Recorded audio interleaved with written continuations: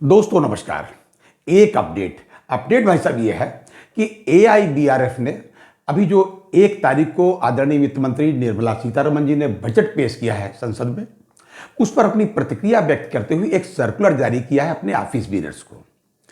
पहले उस सर्कुलर में उन्होंने जो टैक्स की रिबेट का जो टैक्स लिमिट बढ़ाई है, टैक्स रिबेट की जो 12 लाख तक उन्होंने एग्जम्प्ट कर दिया है, उसकी उन्होंने बड़ी सराहना की। अच्छी बात है, कोई बात नहीं, करिए, सराहना करना कोई खराब बात तो है नहीं भाई।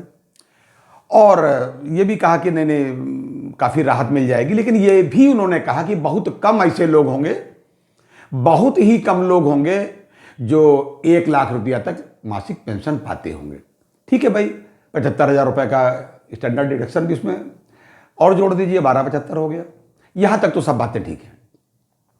लास्ट में उन्होंने जो है कुछ अच्छी बातें पेंशनर्स के बारे में भी कही हैं, कुछ डिमांड की है पेंशनर्स के बारे में, बैंक पेंशनर्स के बारे में भी उन्होंने, तो वो मैं आपसे शेयर करना चाहता हूं भाई साहब।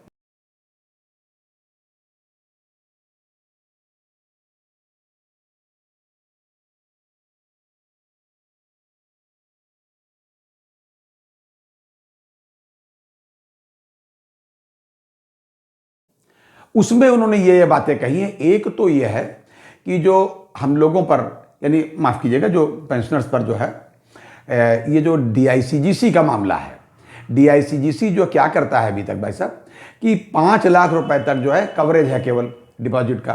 तो उन्होंने कहा सीनियर सिटीजन पर के मामले में ये फुल कवरेज इसमें कर दिया जाए जी।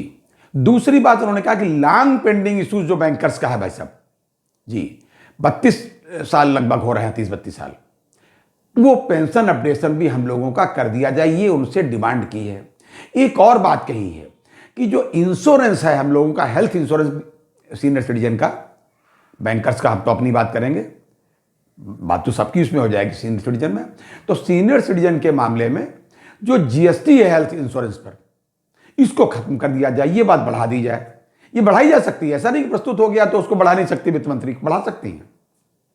ये बातें उन्होंने उसमें अपने सर्कुलर में कही हैं। ये बात बहुत ही अच्छी है।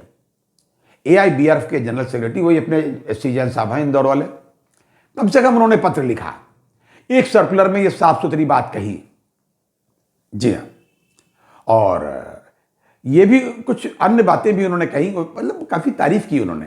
मैं आपको आज ये चीज बताना चाहता हूं, मैं इसलिए बताना चाहता हूं भाई साहब कि बजट पर ही प्रतिक्रिया देते हुए उन्होंने कहा, लेकिन कुछ अन्य लोगों ने भी प्रतिक्रिया अपनी व्यक्त की, जैसे AIBEA, उन्होंने 3 तारीख को प्रतिक्रिया व्यक्त करते हुए पत्र लिखा जी, पत्र लिखा वित्त मंत्रालय को, वित्त मंत्री महोदया को।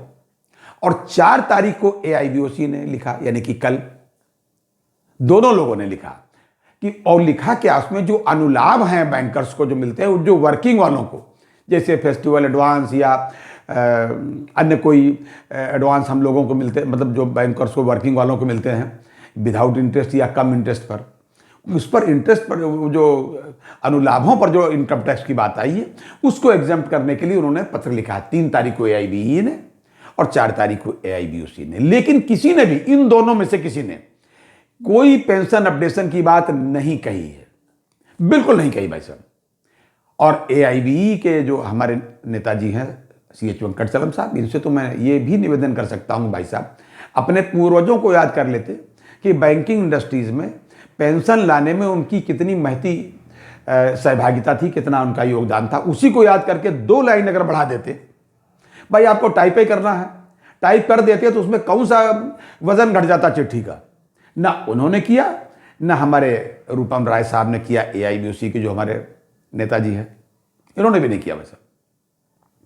और इन्होंने जो है SC जैन साहब ने ये पत्र लिखा, तो मैंने कहा ये पत्र मैं आपसे शेयर करूं कि इसमें ये डिमांड इन्होंने करी है।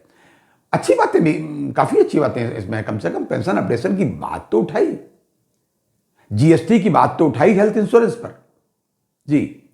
और दूसरा इन्होंने ये भी कहा कि जो भाई 5 लाख का DICGC का जो कवरेज रहता है, कवर रहता है, सेफ्टी रहती है डिपॉजिट्स पर, सीनियर सिटीजन के मामले में वो फुल कवरेज कर दिया जाए। तो ये मैंने सोचा आपसे शेयर करूं, क्योंकि इसमें पेंशनर की भी बात कही गई है। और एक चीज बताते हुए मुझे बताना पड़ रहा है, समझ लीजिए कि आज भी मैंने आज भी मैंने सुप्रीम कोर्ट की अभी बल्कि भाई साहब, ये जब मैं वीडियो बना रहा हूं उसको पहले सर्च कर लिया, उसके बाद में आपसे बात कर रहा हूं इस वीडियो के माध्यम से, कि आज भी भाई साहब MC सिंगला साहब का केस सुप्रीम कोर्ट की साइट पर जाकर मैंने देखा, आज भी पेंडिंग सो रहा भाई साहब, कोई डेट अभी तक डिसाइड नहीं हुई है। ये हम लोगों की स्थिति है और अपनी लड़ाई तो हमको लोगों को अब खुद ही लड़नी पड़ेगी, क्योंकि आपको मैंने जैसे बताया कि AIBE ने भी हमारी कोई बात नहीं कही और हमारी बात AIBOC ने भी नहीं कही। ये था आज तक का अपडेट, लेकिन हमको सतर्क रहना है।